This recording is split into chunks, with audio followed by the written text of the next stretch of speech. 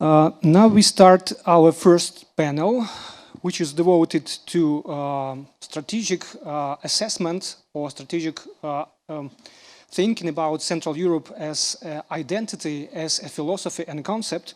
And today we are privileged to have our session, which comprises our senior diplomats, Yevhen Perebyinis, Deputy Minister of Foreign Affairs of Ukraine, online, Marcin, Przydacz, Deputy Minister of Foreign Affairs of Poland, online, Jovita, Neliupšienė, Vice Minister of Foreign Affairs of Republic of Lithuania, online, and Iulian Fota, State Secretary of Minister of Foreign Affairs of Romania, online.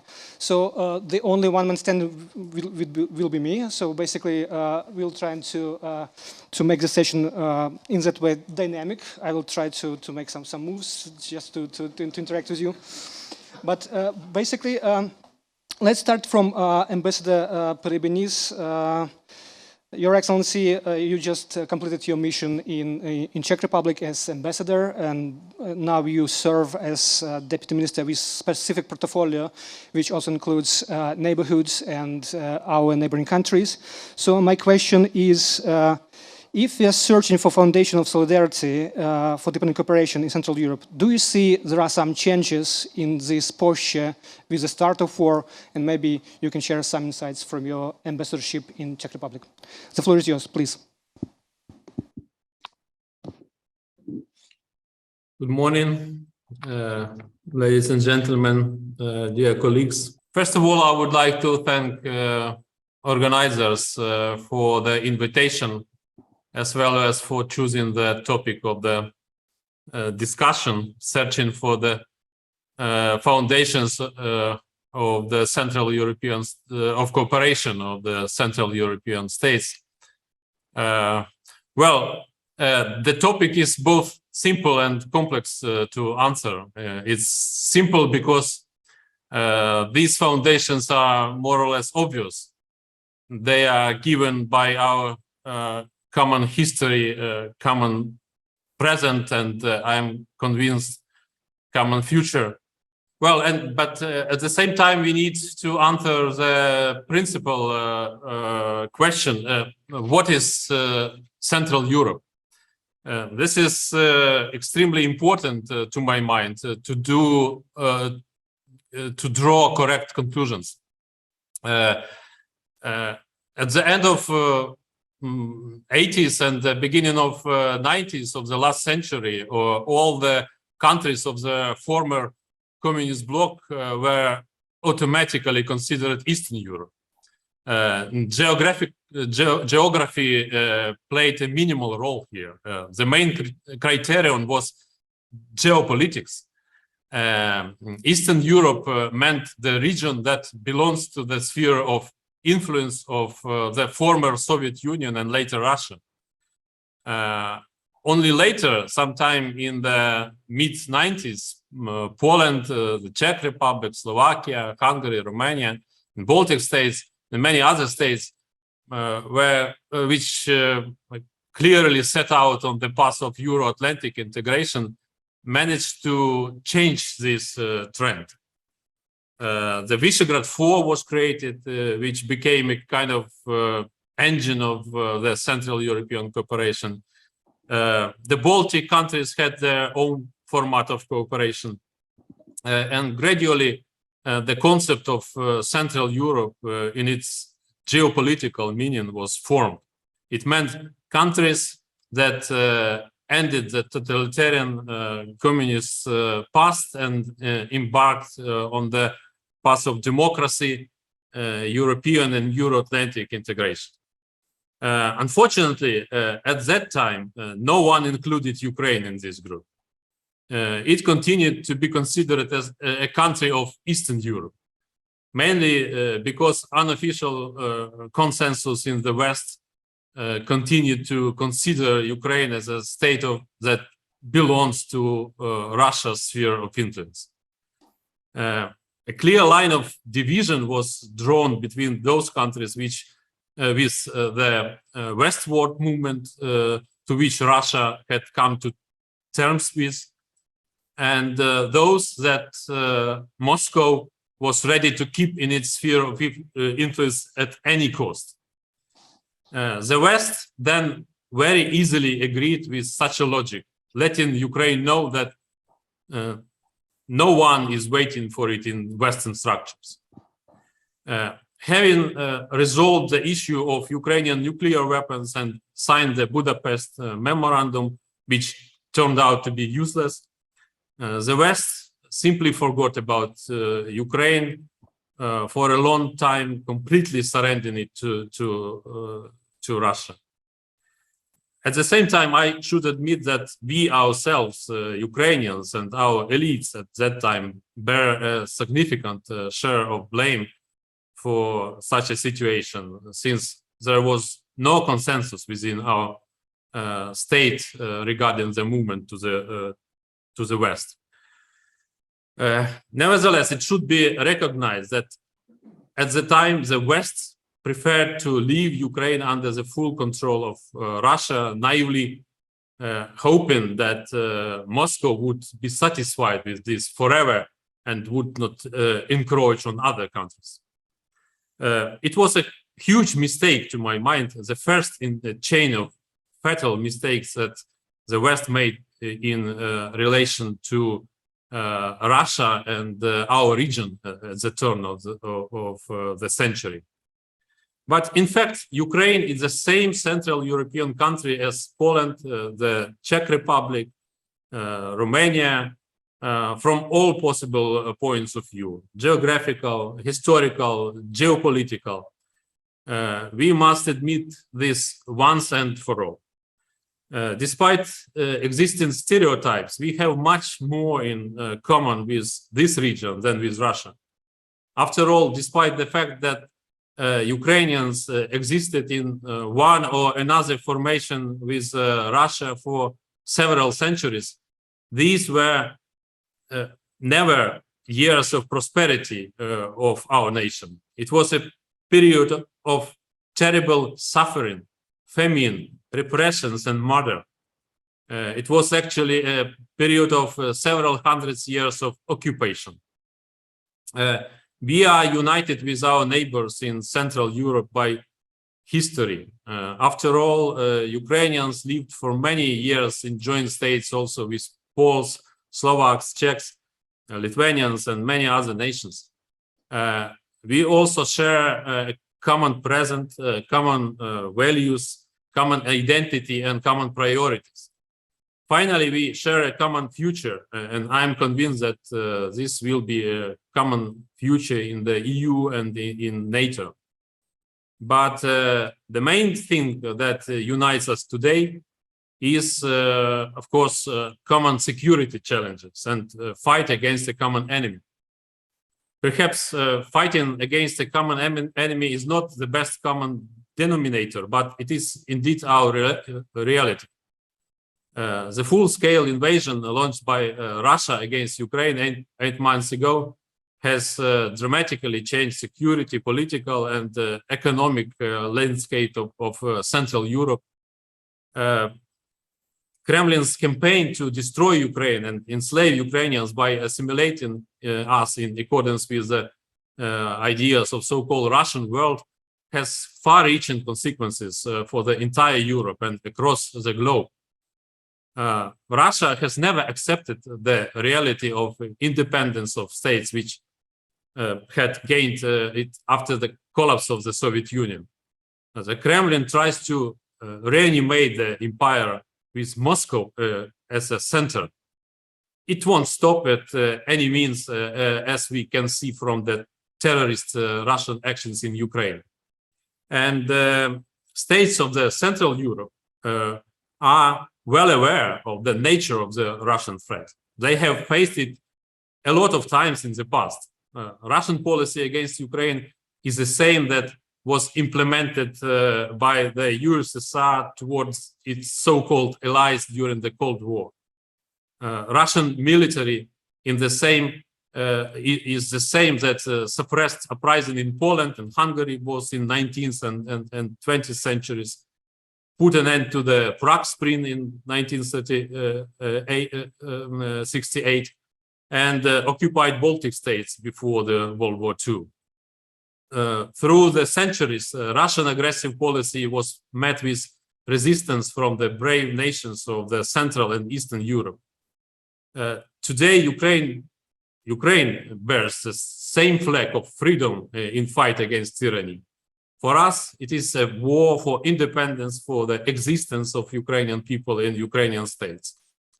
And we have no other options than continue our battle against this aggression. And I would like to stress that countries of Central Europe and the Baltic states are our closest allies. They understand very well. If Ukraine falls, then they will be next. Russian terrorists will go further. And today is absolutely clear that the process of European integration cannot be completed without Ukraine. And therefore, Ukraine should become a member of EU. And it's absolutely clear that the Euro-Atlantic security system cannot be completed without Ukraine. And therefore, Ukraine must become a member of NATO. But in the context of the topic of our panel, I would like to emphasize that, in my opinion, any project of cooperation in the Central European region today will be incomplete and therefore ineffective without Ukraine. Each of the already existing formats has its own importance, its direction, its meaning, and therefore Ukraine is interested in participation in all of them. We appreciate any possibility to expand our European and regional diplomacy, which, thanks to the new formats, promotes creating a space of security and prosperity for Ukraine. The warmth of the hearts and the openness of the Central European peoples were felt by the citizens of Ukraine who, fleeing the war, found shelter on the territory of their states. I would like to note the exceptional support for our state by the Republic of Poland, which has demonstrated itself in many areas. And we appreciate every step the Polish side has taken since the beginning of the war, in particular military, technical, financial, humanitarian assistance to Ukraine. The nearest neighbors lend their friendly shoulder to Ukraine. And in this connection, I would also like to point out the Baltic states, in particular our friends in Lithuania. They, together with Poland, are perhaps the most vocal in condemnation of Russian aggression, advocating the application of even stronger sanctions towards Russia. With Romania and other Black Sea littoral states, we have a common position on multiple security threats posed by Russia in the Black Sea region. And this is an area where we should strengthen our cooperation to foster security and full freedom of navigation. We should also note the importance of the Central European Initiative. We are very interested in continuing cooperation with Visegrad 4 Group and Slavkov Trio. We are determined to intensify cooperation within the framework of the Lublin Triangle, as well as the Three Seas initiative, which plays important role in Central Europe. Also, Ukraine, Poland, Great Britain tripartite format is very important, as well as Ukraine, Moldova, Romania triangle that was inaugurated months ago. We also cooperate with Central 5 regional format and many others. I should mention also Crimean platform. So, summarizing, I would like to emphasize that participation in Central European regional cooperation formats is of great importance for Ukraine and is one of the priorities of our foreign policy. We are ready to develop cooperation both in existing formats and to create new ones if they bring added value in achieving priority goals for our region. So I will stop here.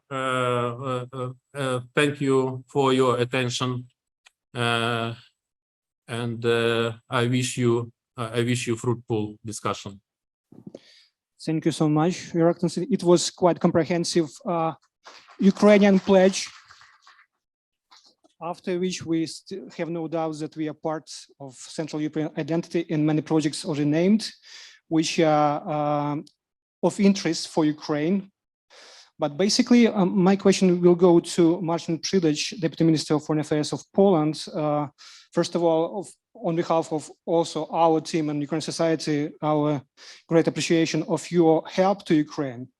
It's really well noted, and we do think that we are closest allies.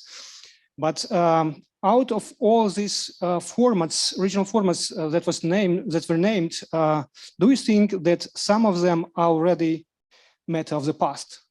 That some of them didn't manage to fit the current situation, the war in the region? The floor is yours. Thank you very much, Mr. Chair. Thank you for organizing this timely and important discussion, and thank you also for taking me on board. I'm absolutely delighted to be a part of this discussion. I would love to be today in Lviv.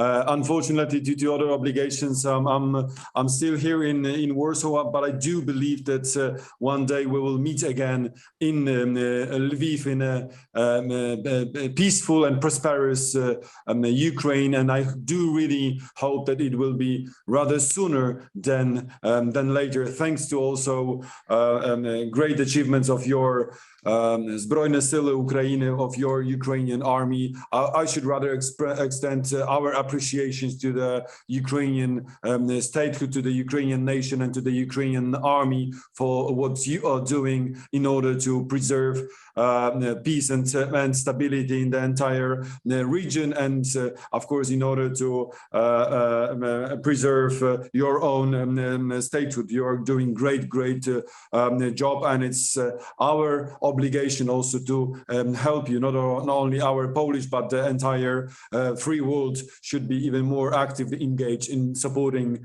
you. That's the part of my job as a Polish representative, as a Polish diplomat working quite often abroad.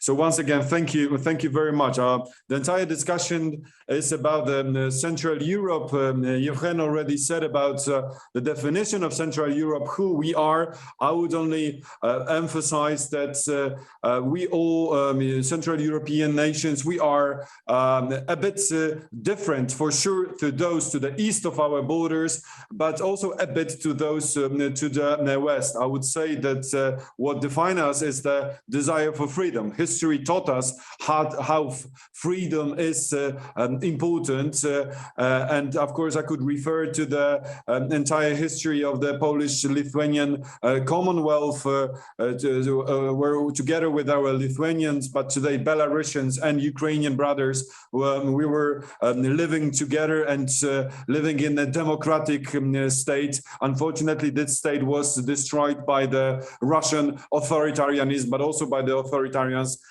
from the other side. So what defines us is the desire for freedom, the determination, or the self-determination. We just want to decide about ourselves. So democracy is deeply in our hearts, in our DNA, and of course the adherence to the concept of sovereignty. And if someone may say that, so maybe Belarusians or Ukrainians or Poles, we speak Slavic language very similar to Russian.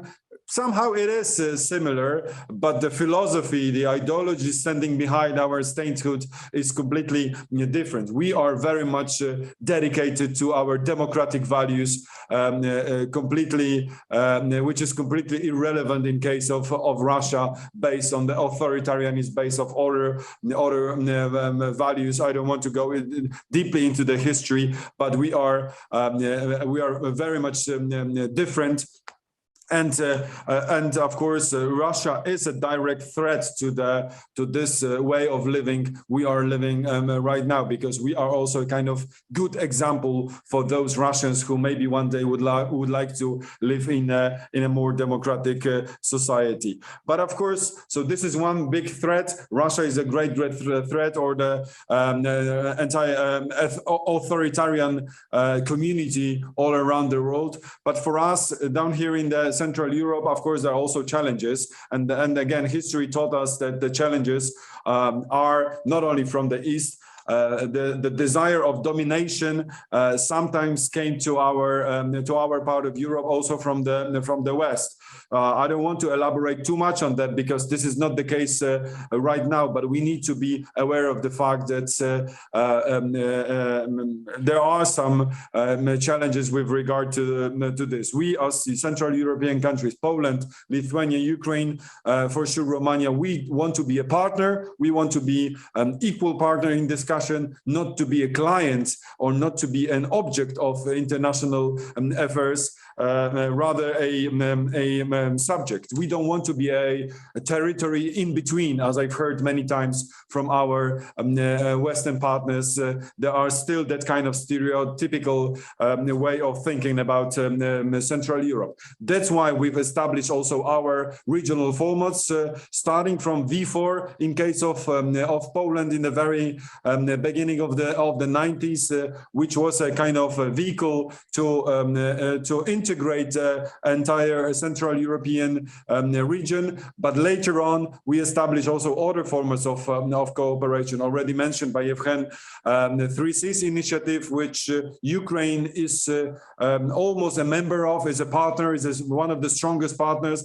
I do hope that one day Ukraine will be full member, not only of the 3Cs initiative, but also of the European Union. And we are doing our utmost in order to bring you closer and to help you to achieve this goal. So 3Cs initiative, but let me also praise the Romanian initiative, which together with us in 2015 with President Andrzej Duda and President Iohannis established B9, the Bucharest format, which is of key importance in running the dialogue among NATO members. Again, I do hope that one day we will have another partner and ally in this format, and it won't be called anymore B9 but B10, since we are very much in favor of open door policy of NATO.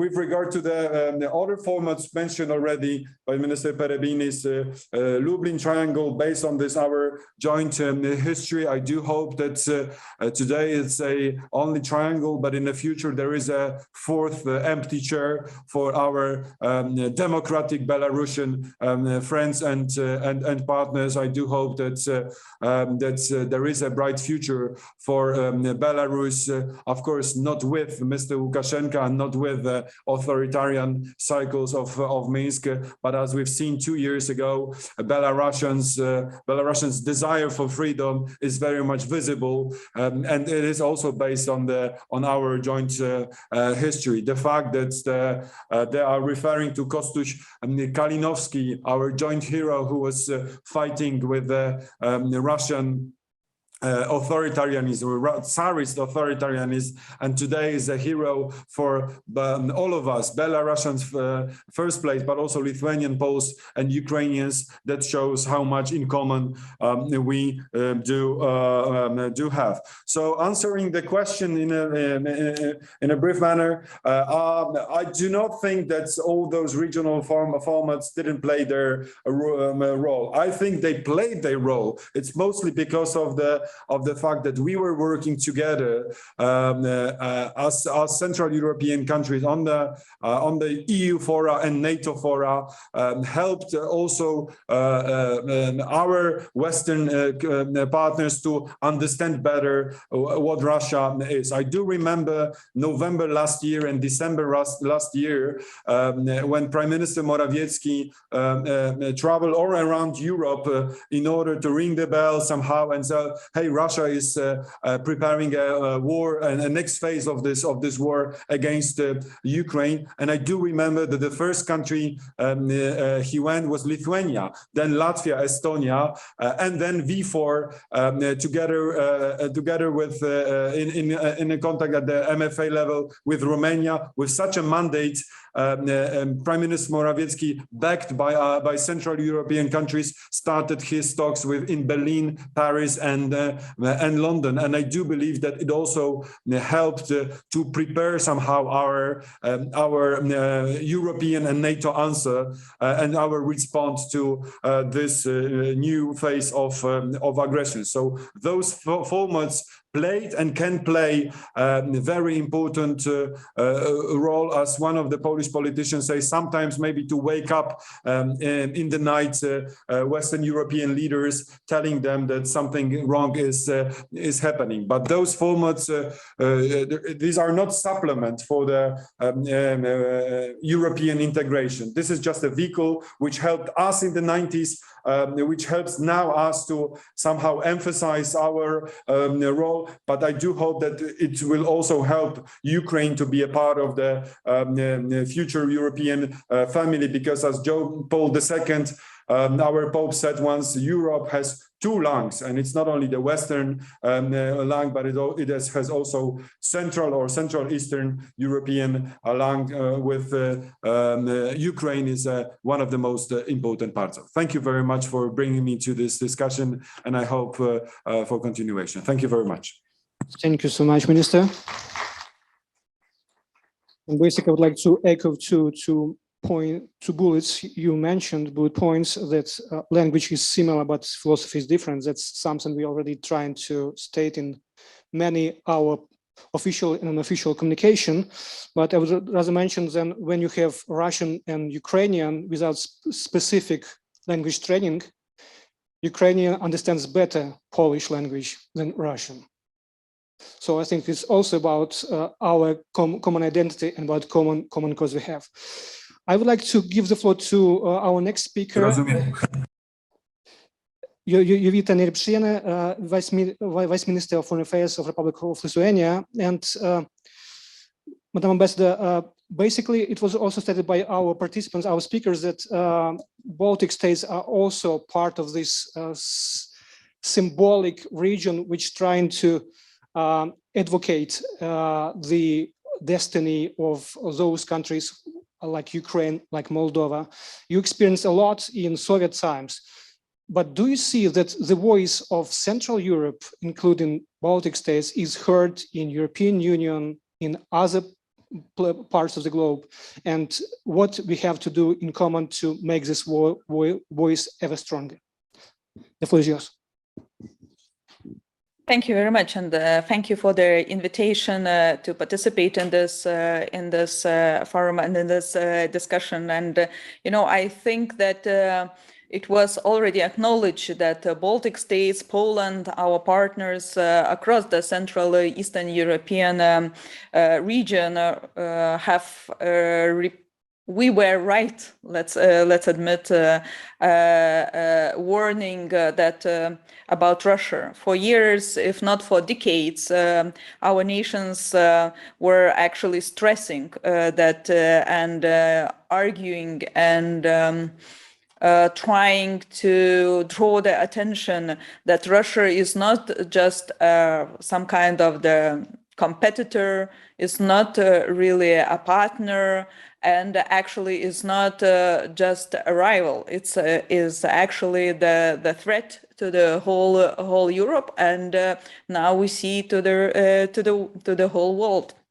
And generally, so I think that we have to come back to 90s, where no process of de-Sovietization in Russia itself happened after the Soviet Union collapsed.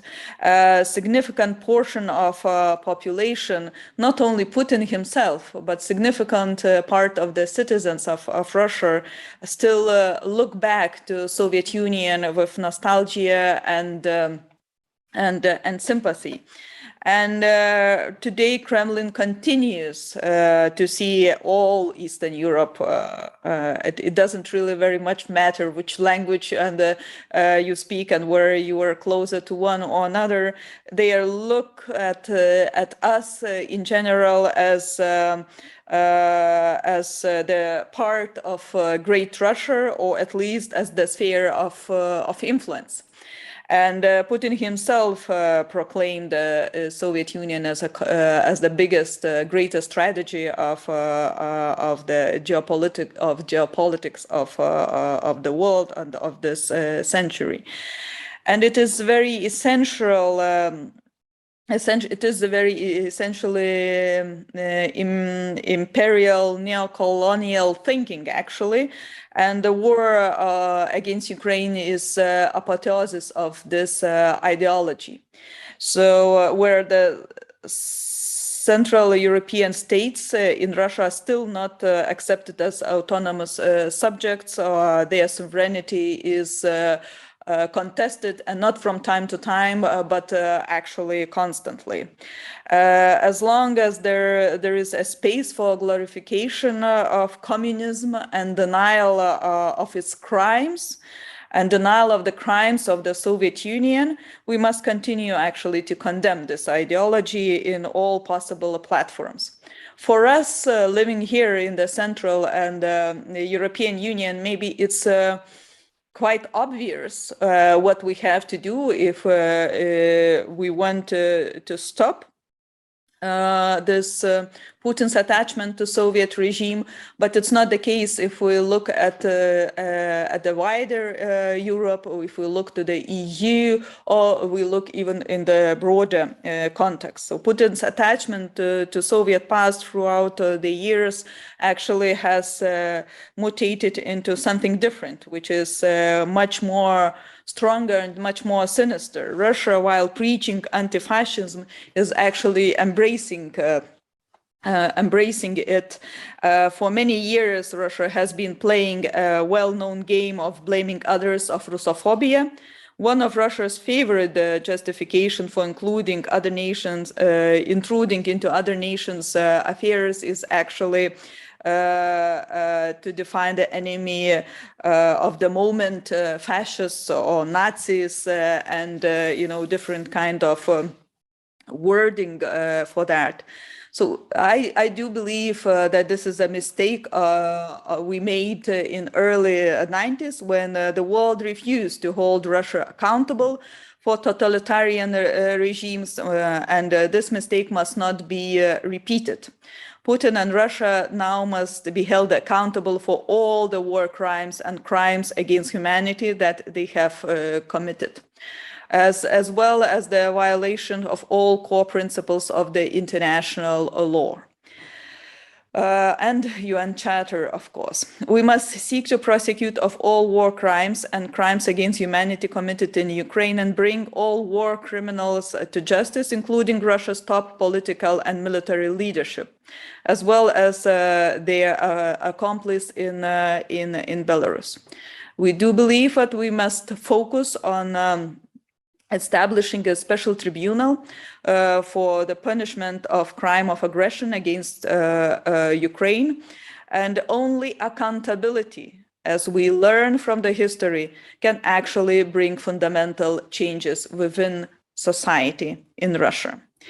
The EU, of course, still has to do more in raising collective awareness and memory of the crime of communism, and honest assessment has yet to find the right place in the consciousness of Europe. Such resilience is necessary to avoid constant Russian attempts to rewrite our history. There is an obvious need to strengthen cooperation and engage the platform of European memory and conscience based in Prague, including all Central and Eastern European countries, for research and education of Europeans and all international community. And I do believe that if we ensure that Russia is not rewriting history, that everyone is kept accountable, it can bring changes. And then it, of course, will be much more easier to continue the support and to ensure support for Ukraine. And to make sure that the peace and security of European continent not only depends, as we say in words, on Ukraine, but we actually ensure possibility for Ukraine to defend itself. And because we do understand that there is no alternative for Ukrainian victory. So we must get all support we need, military,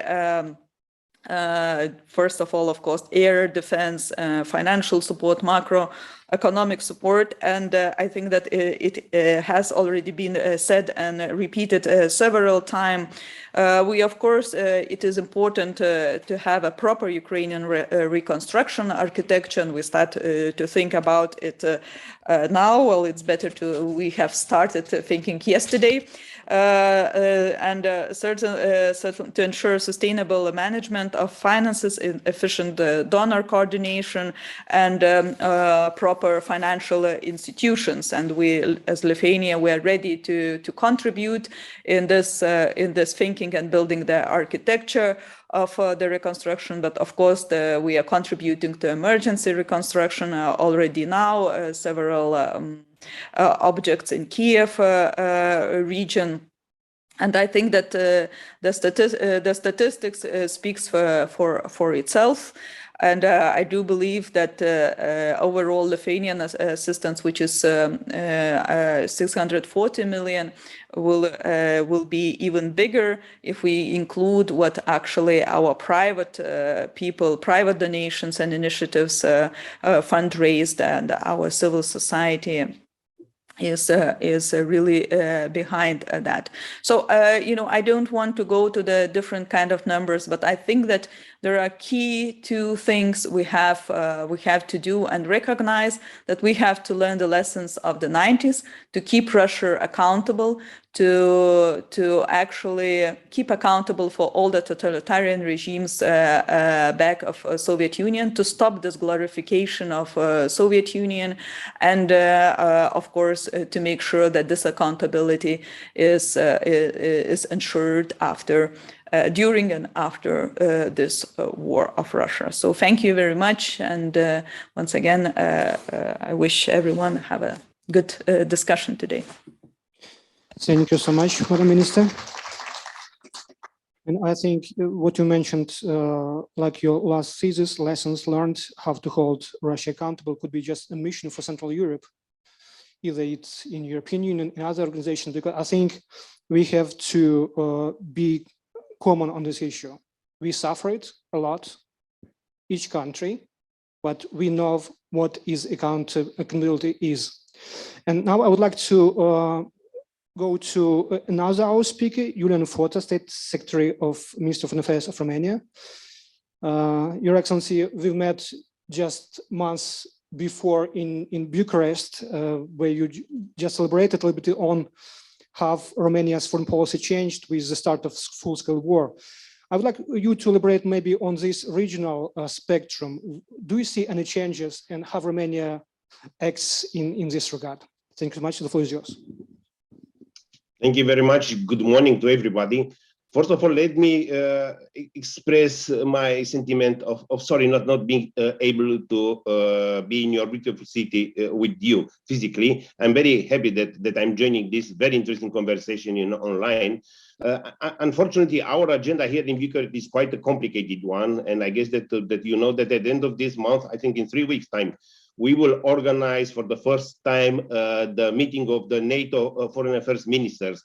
So there is a lot of work to do in Bucharest. We want to, together with NATO and with all the other countries, in this very important organization, we want to prepare a very ambitious agenda, because after the very good results of the NATO summit in the summer, I think that is also important to discuss how that very important decisions will be implemented. I also want to express on behalf of the Ministry of Foreign Affairs our appreciation for the admirable way the Ukrainians are defending their country. You raised the bar of patriotism very high, and I think that that's very important for us all in Central Europe.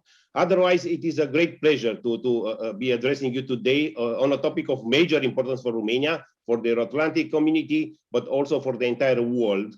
And I will ask your permission to let me start by thanking the organizers of this event and by underlining that it is an honor to be part of such a distinguished panel. And in the same time, I want also to salute the panelists with whom I had a very pleasure to work in the past, but with whom we are also working very well today in the present. A special message of gratitude will go to your organization because Ukrainian Prism is doing a great job, and I'm very grateful for the fact that you are contributing a lot to the development of bilateral relations between Romania and Ukraine. And on the other hand, I think it's important to underline the fact that, you know, diplomacy, defense, foreign policy, first of all, they are intellectual efforts. Before designing a strategy, before putting that strategy in practice, you need ideas, you need discussions about those ideas, and you need arguments and counter arguments to be sure that what you like to do or intend to do feels, you know, the need generated, you know, by the international context. And when it comes to diplomacy and foreign policy, as I said, think tanks are called to play a very important role. And again, my appreciation for the work done by you in Prism and by your continuous focus also on bilateral relations with Romania, as well as I appreciate very much your focus on the Black Sea, because in my opinion, you know, also not only Central Europe, but also Black Sea seems to be part of the new center of gravity, you know, for European security affairs. And I think that's an aspect important to be underlined. Now, while the topic of the panel is more general, let me state from the outset that solidarity and deepening cooperation in Central Europe in helping Ukraine is and will be the hallmark of this issue for years to come. Therefore, I would like to focus my presentation on how cooperation in Central Europe both contributes to and is shaped by Ukraine. Definitely, Russia's attack against Ukraine, I believe, is the gravest security crisis since the World War II. An attack, not only an aggression, an illegal and unprovoked aggression, not only against Ukraine, but also against the entire rule-based international order. And I think that that's an aspect, you know, I think impossible to be debated. I believe that also Romania is facing, you know, the most serious security crisis, you know, since the Second World War. And although also in the past we have been called to help and to manage, you know, important regional crises like the one generated by the dissolution of Soviet Union, of former Federal Republic of Yugoslavia, I think that what we have today at our borders, you know, 50 kilometers from our borders, I think is more dangerous, and it has more direct implications for us than any other previous situation envisaged by my country. Since the beginning of Russia's war of aggression against Ukraine, Romania has stated its firm support for Ukrainians' independence, sovereignty, and territorial integrity. Romania's position has been and remains clear-cut, you know, on few aspects. First of all, we adopt a firm and strong stance on Russia in the multilateral formats, and together with our allies, together with partners, with like-minded countries, we try to isolate Russia at the international level. We try to preserve a significant support for tough sanctions and, of course, for their implementation. Secondly, we provide staunch and multi-layered support for Ukraine bilaterally. We offer support for Ukraine within EU and NATO, especially on furthering its European Euro-Atlantic aspirations and boosting political and practical support for Ukraine. And last but not least, we already expressed our interest to participate to Ukraine's reconstruction. When it comes to details to all these 4 points, let me underline what we are doing, you know, for Ukraine at the bilateral level. We have provided a multi-phase support to Ukraine, our neighbor in great need. Over 2.7 million refugees coming to Romania benefiting from support, including via the humanitarian hub we established in Suceava in March this year. From those 2.7 million refugees, around 87 up to 90,000 decided to stay in Romania and to access our benefits, including including access to labor market, education, and healthcare services. Also, my country remains a vital outlet for the exports of Ukrainian grains and other foodstuff. Romania, from this point of view, Romania has been very active, actively involved in increasing its transit and export capacity for Ukrainian grains that total, since the start of the war of aggression, over 5 million tons of grains and oilseed products export, as well as around 800,000, of other types of products like mineral, equipment, chemical products, and so on. So we are also very active, on providing support for Ukraine for NATO and EU. And we believe that Romania should be an active promoter of Ukraine's European and Euro-Atlantic aspirations. And in this respect, I want to underline the fact that also at our initiative, the EU already has allocated $3 billion worth of military assistance to the Ukraine, granted EU candidate status, a very important moment, I think, for your country, and large-scale mission to train Ukrainian militaries, where also Romania will significantly contribute. NATO's political and practical support at the highest level since the beginning of the conflict has been also paramount for Ukraine's resilience, and also in this respect, Romania done her best to help our Ukrainian neighbors and friends. I really believe that enhancing support for Ukraine was one of the highlights of the NATO Madrid summit this summer, and Romania allocated significant funds for NATO's comprehensive assistance package for Ukraine. Beyond the bilateral European or Euro-Atlantic and global considerations, I believe that also regional formats remains key avenues of political and practical support and vectors for promoting overall assistance within larger formats. Romania has been spearheading some of these formats of regional support, as has been already mentioned, in this panel.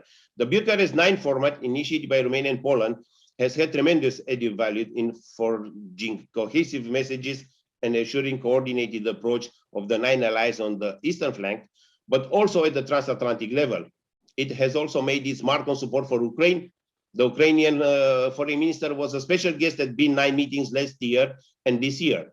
The last B9 summit tackled the current security developments in Ukraine, their impact on the larger neighborhood, including Georgia and the Republic of Moldova, but also on the allied security as a whole. In 2022, we also celebrate the 10th anniversary of Romania-Poland-Turkey trilateral format of cooperation. It went from a very useful instrument for close coordination and engagement to an influential format, where 3 important allies on the eastern flank and the Black Sea discussed most pressing issues in the complex situation we are facing. At the last Foreign Affairs meeting this May in Istanbul, we discussed about further engaging with Ukraine and Georgia, and about inviting also the Republic of Moldova alongside the other 2 partners, as it will ensure a comprehensive perspective. Formats like B9 and its various also played a tremendous role in advancing Ukrainian European Euro-Atlantic aspirations. While diplomacy often needs discretion to work, I would like to point out the latest public statement of support for Ukraine's NATO accession from a group of Central European countries. Ladies and gentlemen, let me end by saying that Central European solidarity and deepening cooperation is happening at a fast pace as we speak. Helping Ukraine is the center of our efforts, and Kiev's success in rejecting Russian aggression will also be an achievement for Central European solidarity and cooperation. Thank you very much. Thank you so much, Mr. Fota. And now we are approaching to the Q&A session. If you have questions, comments, please raise a hand. Please, we will have yet another mic, I guess. If not, I will try to. Yes, please.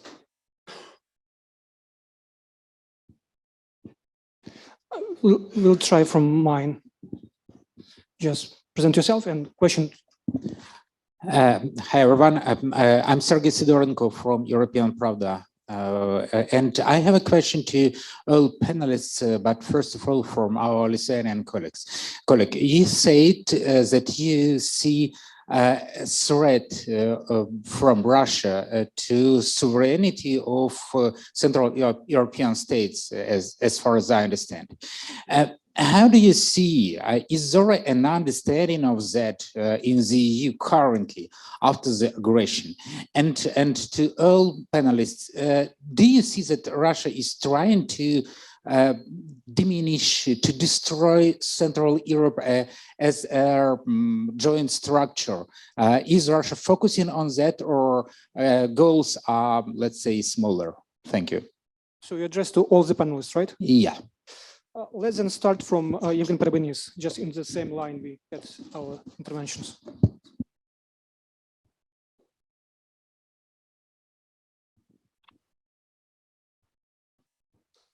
Well, thank you very much for your question, Sergey. Well, when it comes to Russia, I think that it's definitely trying to interfere and to weaken cooperation in the Central European region. We can see it all over the region, in all countries, using primarily its agents of influence, which are in almost all countries of the region. And of course, disinformation. I saw it, for example, in the Czech Republic, where I served a couple of months ago as an ambassador. Czech Republic is now one of the most active countries which support Ukraine, but still there are many pro-Russian forces there, and Russian disinformation is very powerful in this country. Therefore, I think that we must do everything possible to jointly resist these attempts in every possible way, because as I said in my presentation, the Central European region is a region where people still remember what Russian can do, how Russian can occupy, and they still remember Russian and Soviet aggression. So I think that we must do everything possible to avoid it. Thank you. Mr. Przydacz, please. Thank you very much, Pane Serhiu, for a great question. What are the goals of Russia? I would say that they are quite ambitious. It's not only about Ukraine, it's not only about the future of Ukraine or even Central Europe. Dmitry Medvedev once said that the entire architecture all the way from Lisbon to Vladivostok should be changed or reshaped. Those diplomatic talks just before the outbreak of war in January, I was taking part in the NATO-Russia Council, so I do still remember what were the goals at that time of Russia.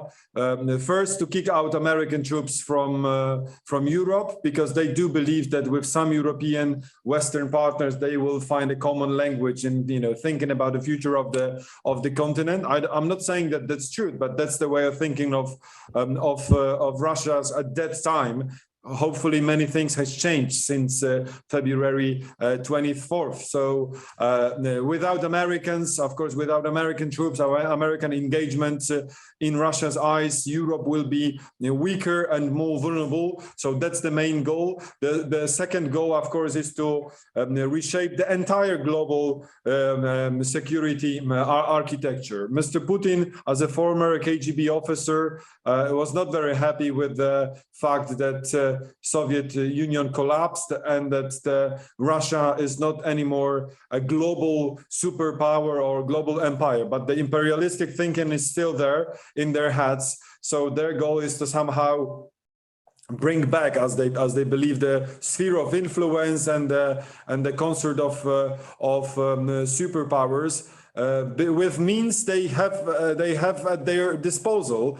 They do not have very strong economy. Their economy is comparable in their shape, maybe not shape, but their GDP as big as for example Spanish or Italian GDP. So comparing to the entire free world, it is not a very significant global actor. They do have at their disposal two things: army, as they thought, and energy, and they are playing with these two instruments, and of course quite active diplomacy and a lot of influence in media through their disinformation channels, which Yevhen just elaborated on. So they will be trying to distract us, divide us, and to create tensions between us internally, domestically. But as it was said, I mean, our answer should be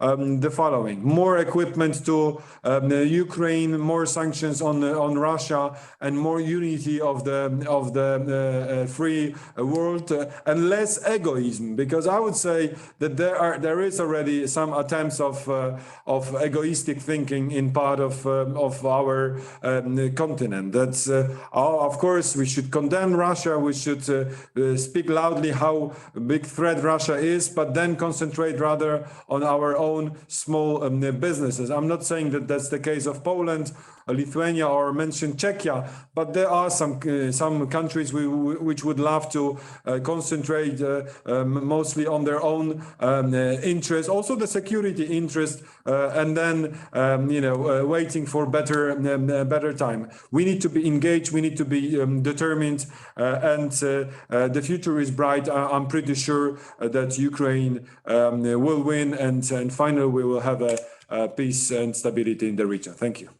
Marcin, thank you so much. Quite comprehensive answer. Moving ahead with answering, Madam Neliupšienė, please. Thank you for the question. Coming back more precisely, in order to answer the question why Russia posed a threat to Europe and to the world as a whole, we have to. And my idea in the opening remarks was actually that we made a mistake, or we let Russia go without going a proper desovietization process. Because if we look back even more to the history, what happened with the decolonization process in some of the countries, we saw the very clear responsibility and very clear detachment from the imperial ideology. In Russia, we see totally different situation. We see that it's not really one man who says that the fall of Soviet Union was the greatest geopolitical tragedy. This is in the mindset. I'm sure probably even in the textbooks of within the Russian society. So to go through this process which was not finalized back in the 90s actually has the reminiscence right now. That the country which was not taken accountable for the crimes of totalitarianism, right, feels free hand, not only to question its role, where it should be and where it should not be, but as well question our independence, question and put forward and make everyone believe further from our region that actually they have some kind of their rightful interests or rightful sphere of influence around Russia in the close neighborhood, so-called close neighborhood. So this actually leads to the reasoning that unless and until Russia is attached to the thinking that they have some kind of their right to have sphere of influence around its neighbors, we will always feel the threat to our security, to our statehood, to our identity, because it always can be put at the question by Russia. If it's an imminent threat, if we had this discussion a year and a half ago, probably most of us, let's admit, we would be thinking, oh, this imminent threat probably is not so high. Right now, we see that our logic and our rationale is totally different from the rationale in Russia and within the regime. So I think that we have to stay vigilant and to make sure Ukraine wins. Because if Ukraine is not stopping Russia right now, I don't know if anyone can stop it. Thank you. Thank you so much. And your point to give Russia proper the Sovietization process resonates very much with me. I think we should also devote some time on this issue. We have other questions. Igor, please. Igor, and then may I contribute also to this discussion, please? Mr. Fota, please. Yes, it's my fault. Go ahead. Yes, the question on Central Europe, because I want also to compliment, my colleagues. I share many of the thoughts expressed already by them. I think that Russia made a big mistake, not taking the West seriously. And that was happening also because the West, in my opinion, it was not very straight in his attitude on Russia when the Russians either organized the war against Georgia in 2008 or they illegally annexed Crimea in 2014. So because the West, it was soft on Russia, the Russians believed that they are able to do whatever they want. And that we all know today that was one of the underestimations, for Mr. Putin. So because Russia believed that the West is weak, I don't think that Russia has a strategy on Central Europe today. Now taking this serious response coming from the West, it is possible for Russia to look for a strategy into the future, but at least we know few objectives, that Russia has when it comes to Central Europe. And I think that the most important and clear objective is the objective of destroying Ukraine as a country. So at least on Ukraine, in my opinion, the Russian strategy is very clear. Russia is looking to destroy Ukraine as a country. Russia is looking very much to weaken and also to destroy the Ukrainian state. And also something which is unacceptable, for Europe of civilized countries. The Russians are looking to destroy the Ukrainians as a people, which is, as I said, unacceptable. And in fact, tells us the fact that the Russians do not learn too much from their own history. On the other hand, when it comes to Central Europe, yes, the Russians, Russia has some objectives. One of them, it was already mentioned, by Marcin. They don't like at all to see American troops and light troops, on our territories protecting us. So they would like also to see our relations with the West being diluted, the process of westernization, to be slowed down.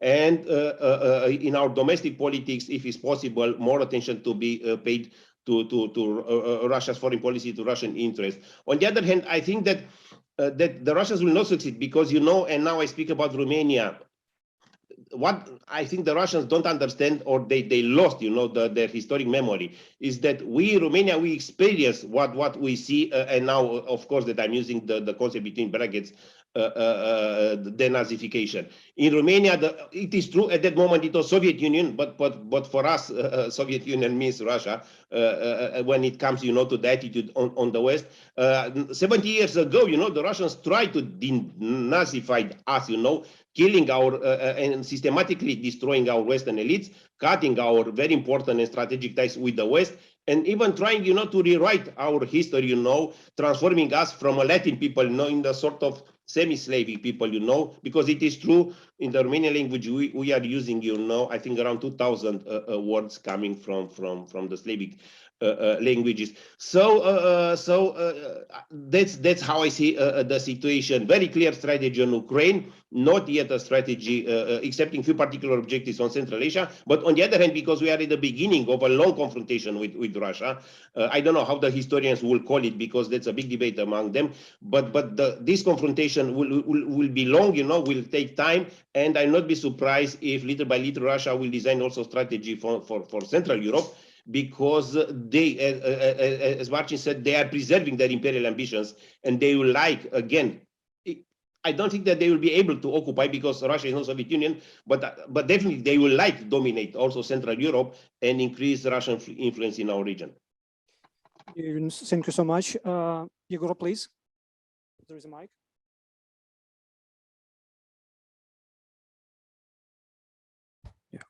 Igor Brailan, Information Agency of Ukrainian MOD, I'm informed. I have a question to Marcin, Przydacz, and Yevhen Perebyinis. How do you see the perspectives of Great Britain, Poland, Ukraine alliance, and how could it strengthen the regional security? Thank you. Thank you. And maybe Adam, just recall some questions or comment on this. Łukasz Adamski, Deputy Director of the Mieroszewski Center. I have a question to Minister Iulian Fota. Namely, Ukraine is facing increasing difficulties with power supply due to the Russian attacks on the power plants.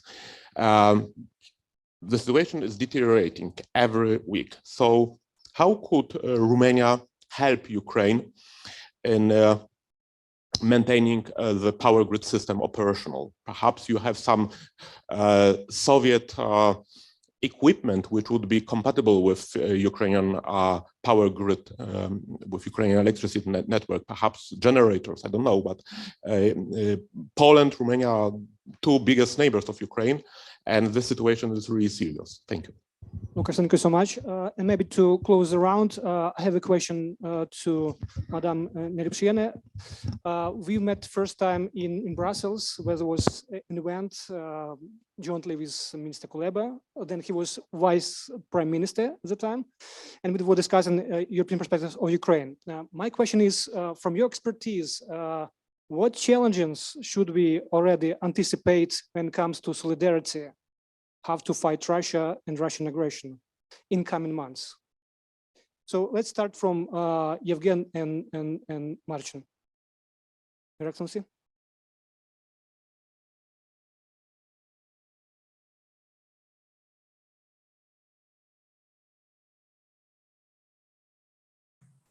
I don't know whether Yevhen, you want to start, or yes, should we can make in that way.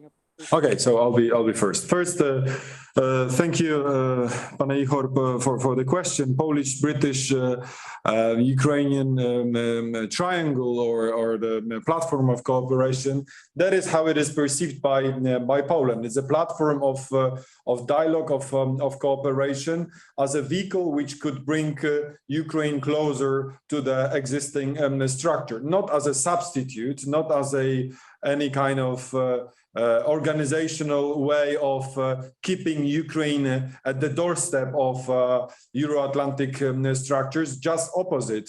We want to get Ukraine engaged in this dialogue.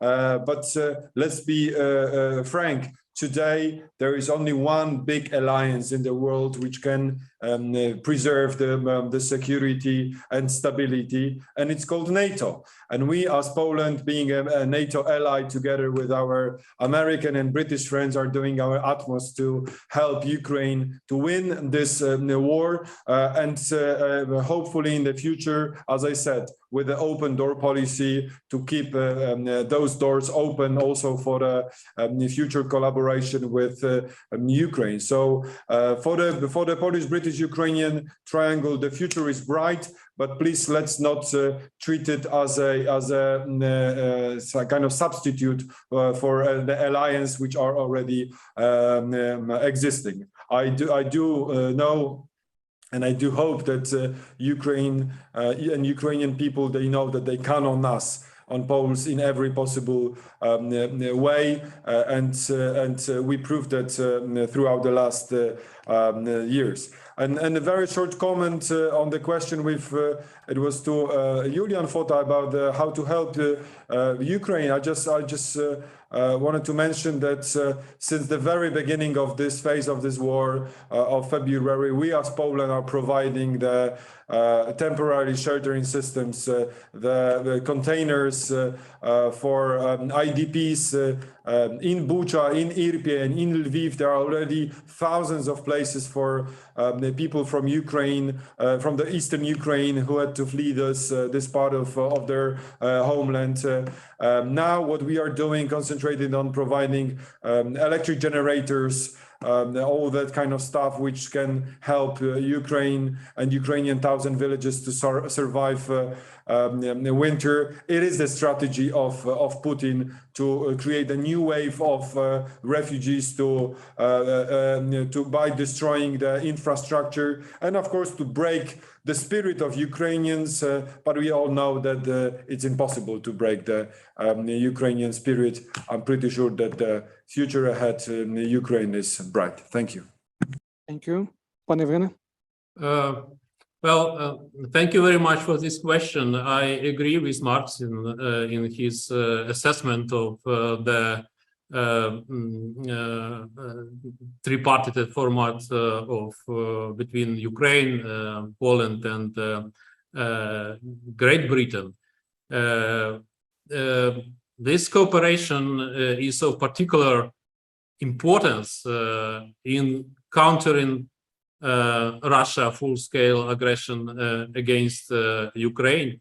And this is a unique format of cooperation, since it unites not only Central European states as Ukraine and Poland, but also one of the most influential countries in the world, Great Britain. And we already have significant prospects for the development of cooperation in this format, both in the context of practical military assistance of British and Polish partners to Ukraine, but also in terms of receiving the necessary expertise for the implementation of defense reform in Ukraine, and raising the level of training of Ukraine's armed forces to NATO standards. We have already launched this format of cooperation at the level of foreign ministers, and we hope that we'll be able to upgrade this cooperation also at the level of leaders of our countries. I personally think that this format of cooperation has a very, very big future. Thank you. Thank you. Next was the question of Łukasz Adamski to Iulian Fota, please. So we do our best to help Ukraine either on a bilateral way, but also in a multilateral way. When it comes to our bilateral relations, of course, that we will transfer, as fast as possible, equipment from Romanian stocks to our Ukrainian friends, especially those equipment, to generate, to produce electricity, which are so much needed, in this moment. We are also discussing with our Ukrainian friends how to help them with electricity, because I don't that or not, somewhere in the spring, I think March or April, we connected, our electrical grid with the Ukrainian and in the same the Moldavian one, especially for this sort of cases. On a multilateral aspect, I think that we are discussing now with friends in EU to use the facilities, EU has to offer, including for Ukrainian help. EU is very good on working with countries on civil emergency issues. And as it was the case, with vaccines, Europe is very good, when it comes to buy fast, necessary equipment, for European needs. And as long as Ukraine is an European need, I am very optimistic that we'll be able to use the European Union mechanism for civil protection, also to transfer a significant quantity of equipment, to Ukraine, especially when it comes to the very, very clear need of having enough electricity, especially now that the winter is coming. And I think in one of the, I don't want to anticipate events, but watch the press for this week, because an important moment in our bilateral relations will happen, and you will get also, how to say, some particular aspects, to discussion, from what the officials in that moment, will deliver to us all. Thank you. Thank you so much, Madam Neliupšienė. Thank you for the question, and I remember the context when we had this discussion. So let me continue in that context when we met in Brussels, which is not the language and the context was not very diplomatic at the moment. So your question is, what could be the challenges for solidarity within the EU? And my direct answer would be multiple. So that would be one short word. Probably another short evaluation could be that the problem is that Russian war in Ukraine is actually pushes everyone within the EU from their comfort zone, and that actually creates a lot of challenge. It creates a lot of challenges, and you can name many of them: financial support, military support, high prices of energy, disinformation of Russia, and narratives, false narratives from the countries way beyond of European continents, fatigue in general. And if you have posed the next question, what could be our answer? So the answer is actually our daily actions to withstand all those challenges. So I think that the Baltic countries, Poland, Romania, and many Central European and not only Central European but European countries actually taking care of different elements of those challenges. And I haven't seen Europe so united. Although I've been working with the EU affairs for quite a long time.